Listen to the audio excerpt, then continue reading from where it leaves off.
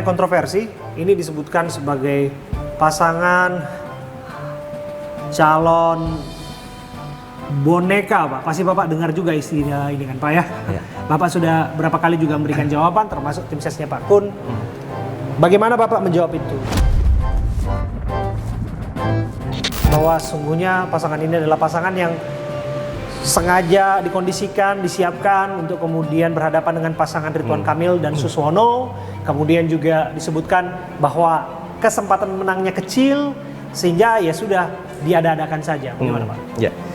Jadi saya juga cukup heran kenapa kita disebut pasangan calon boneka.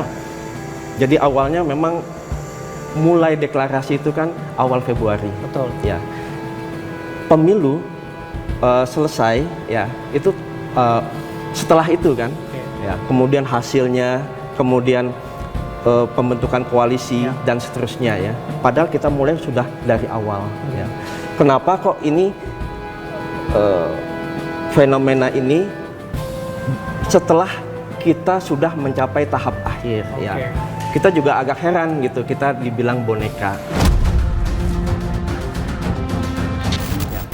Yang kedua, sama sekali saya nggak mengenal penguasa. Ya. Saya belum mengenal penguasa.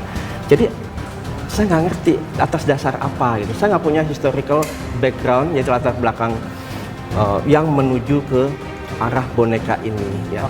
Dan kalau sementara orang banyak meremehkan, ya saya pikir ya itu silahkan mereka ya pikiran seperti itu. Tetapi bagi kami sudah meluruskan niat ya. Pada saat motivasi kami ini ingin menjadi calon independen, kita sudah mengantisipasi resiko-resiko ini. Nah, saya melihat ya, titik kelemahan seseorang bisa menjadi titik kekuatan seseorang. Titik kekuatan itu sebaliknya bisa menjadi titik kelemahan ya. Walaupun kami dipandang sebelah mata, tetapi ya, saya yakin dengan lurusnya niat ya, ini ada tangan-tangan langit membantu, energi-energi yang tak terlihat mematukan, karena niat kami murni untuk masyarakat. Menurut Bapak, di antara pasangan calon yang lain, pasangan Pramono Rano dan Ridwan Kamil Suswono, pasangan calon mana yang paling berat untuk dihadapi? Dua-duanya hebat ya, dua-duanya adalah pasangan yang terpilih. Jadi bagi kami juga nggak menganggap mereka rival atau lawan, dan bagi kami mereka itu adalah mitra ya. Ini kan untuk membangun Jakarta. Ayo kita bersama-sama. Karena bagi kami kuncinya ini adalah persatuan, selalu persatuan. Karena dengan persatuanlah kita bisa melakukan lompatan-lompatan untuk Jakarta ini. Luar biasa. Barangkali bisa ditulis Pak, itu lawan adalah mitra. Itu jadi kata kunci yang juga penting untuk kita highlight dalam mitra ya. Diskusi ini. Oke, baik. Sekarang saya akan ke visi misi, boleh ya Pak ya? Baik. Nah, visi misi Dharma Kun yang kita tahu adalah Jakartaku aman. Ini visinya ya Pak ya? Iya, betul. Jakartaku aman. Sebelum ke menjelaskan visi ini, saya mau tanya dulu Pak. Pertemuan Bapak dengan Pak Dharma, Bapak kenal Pak Dharma udah lama? Ya, kalau dibilang lama banget belum ya, tetapi kami waktu itu sama-sama memperjuangkan ya untuk bisa agar nyamuk demam berdarah yang berwolbakia ini bisa dikaji ulang kebijakannya ya, karena hal itu sangat berbahaya, sangat berdampak bagi masyarakat yang harusnya ada kajian di setiap tempat. Misalnya Jakarta harus ada kajiannya, ada AMDAL-nya ya. Bagaimana efek-efeknya kita lihat selama sekian tahun ya sebelum itu dijalankan. Karena begitu diterapkan, ini kan efeknya langsung ke manusia ya. Sedangkan kita harus bisa melindungi masyarakat. Itu tahun berapa Pak? Tahun yang lalu. Setahun yang lalu? Ya, setahun yang lalu. Dan setahun yang lalu chemistry itu langsung terbangun? Langsung terbangun. Ya. Kita melihat memang ada agenda-agenda luar ataupun asing ya, yang ya dalam tanda kutip kita juga harus hati-hati ya. Kenapa saya bertanya mengenai sejarah pertemuan itu? Karena sebaik-baiknya seorang pemimpin yang merumuskan visinya, apalagi ini adalah pasangan calon gubernur dan wakil gubernur yang akan berkontestasi di sana, Mereka harus menyamakan visi dan chemistry itu terlebih dahulu. Maka kemudian kita akan bertanya kepada visi ini. Jakartaku aman. Aman dari apa? Aman dari apa yang dimaksud di sini? Apa ancaman yang dirasa kota Jakarta hari-hari ini sehingga pada akhirnya visi besar yang diusung oleh pasangan Dharma Kun adalah Jakartaku aman. Ya, aman ini menyangkut berbagai sisi, sektor dan lainnya. Aman ini sangat besar. Ya. Aman ini merupakan keluaran. Ya. Tetapi yang bisa membuat aman ini, ya, itu adalah jati diri kita, adab kita. Ya. Justru itu kunci utamanya adalah membangun adab, membangun bagaimana warga Jakarta memiliki budi pekerti yang sangat baik, gotong royong yang sangat baik, agar Jakarta ini bisa aman. Kok saya melihat potensi ancaman dari diri sendiri dong jadi ya Pak kalau misalnya pertanyaan dan jawabannya seperti itu. Ya, sebetulnya nanti saya bisa jelaskan secara besar ya. Tapi saya mau coba sederhanakan ya. Nah, yang kedua ya, aman ini dalam berusaha, dalam bekerja, dalam belajar, dalam beribadah ya, semua sisi harus aman sehingga masyarakat warga Jakarta bisa hidup dengan nyaman dan bahagia dan juga sejahtera. Jadi ya. menurut Bapak Jakarta sekarang ini nggak aman?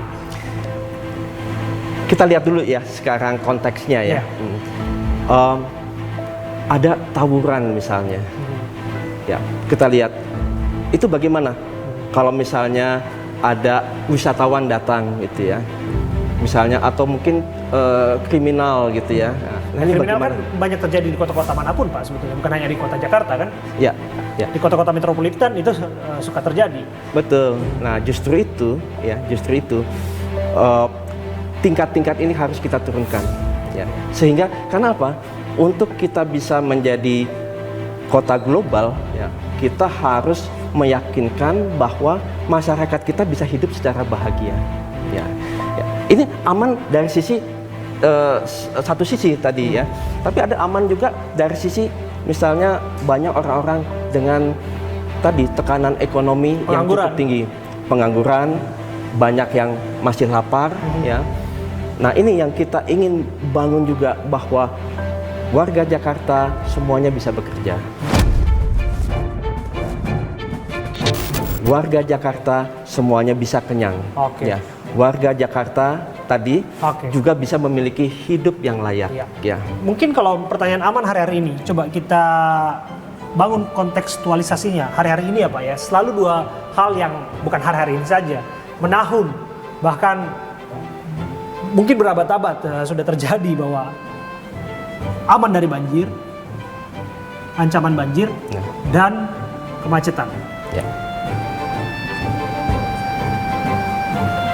Apakah ini masuk kemudian Pak dalam ide ataupun gagasan Pak Dharma dan Pak Kun? Kalau iya kemudian ini dianggap ancaman, bagaimana mengamankan warga Jakarta dari ancaman ini? Ya, jadi banjir, kemacetan, polusi udara, tempat kumuh, ya, kemudian juga air bersih, ya, dan juga yang paling penting kesehatan, ya, kesehatan dengan adanya pandemik yang kemarin, ya, bagaimana kalau terjadi pandemik berikutnya? Kita juga ingin aman. Ya, Jakarta aman untuk ya setiap masyarakat tanpa tebang pilih ya. No one left behind. Semuanya harus merasakan keamanan itu. Kalau Mas Abraham misalnya punya hutang, ya, ada debt collector, tekanan ekonomi Mas Abraham turun terus ya. Bagaimana Mas Abraham bisa aman di dalam bekerja ya?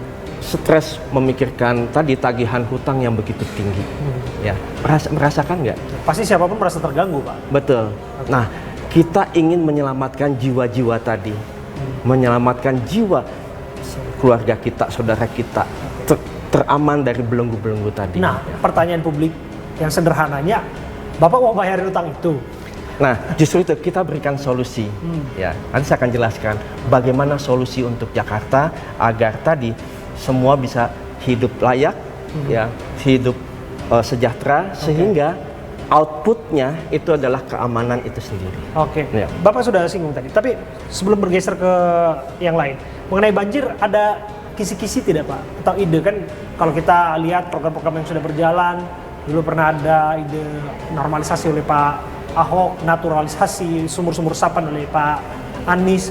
Kira-kira Pak Dharma Pak Kun mau bikin apa? Slogan yang tentu masih menjadi pertanyaan. Selamatkan jiwa keluarga kita, itu ya Pak ya? Ini ide datang dari siapa Pak?